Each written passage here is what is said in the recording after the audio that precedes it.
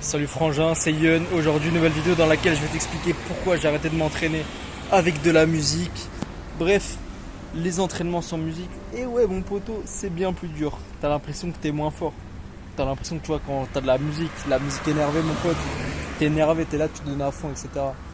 Et maintenant que je m'entraîne sans musique, par exemple, les trucs où je vais faire une rep max, c'est assez compliqué vu que c'est pas tous les jours où t'as la patate de ouf et où t'as envie d'arracher des têtes, t'as envie de décapiter des gens.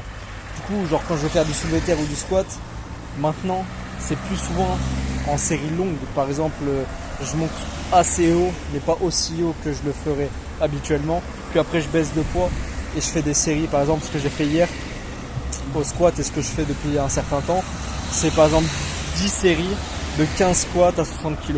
Ou des fois 20 séries, 15 séries. Ça dépend des jours, tu vois. Et s'entraîner sans musique, t'as des jours où ça va le faire. Les jours où t'as de l'énergie, etc. Mais les jours où t'as vraiment pas envie, où t'as la flemme, tu vois, les séances où t'y allais juste pour être là et faire ta séance. Et bah là, quand t'es sans musique, mon pote, ouf, je te dis pas, t'as une flemme, t'as pas envie. Mais bon, on est des bonhommes, ma gueule, hein. On y va quand même. Bref, s'entraîner sans musique, qu'est-ce que ça va t'apporter? Déjà, ça va te rendre plus fort. Imagine, gros, tu t'entraînes avec musique, t'es bon, etc. Mais quand on t'enlève ta musique, t'es pas performant, t'es nul. Bah moi, je veux être fort tout le temps.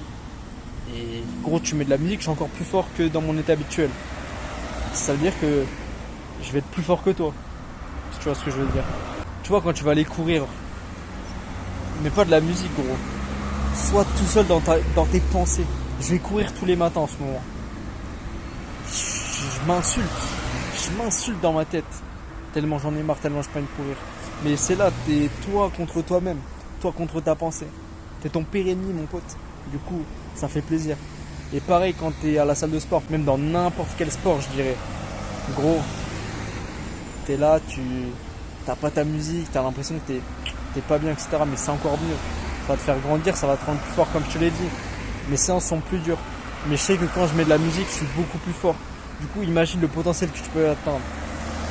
La force que tu vas atteindre physiquement, mentalement, surtout mentalement, pas que physiquement. Mais la force que tu vas acquérir en t'entraînant sans musique, quand tu vas être toi face à toi-même, quand ça va être dur et que tu vas quand même y aller, c'est là où tu vas le plus grandir, frérot. Et c'est principalement pour cet aspect-là que j'ai commencé à m'entraîner sans musique.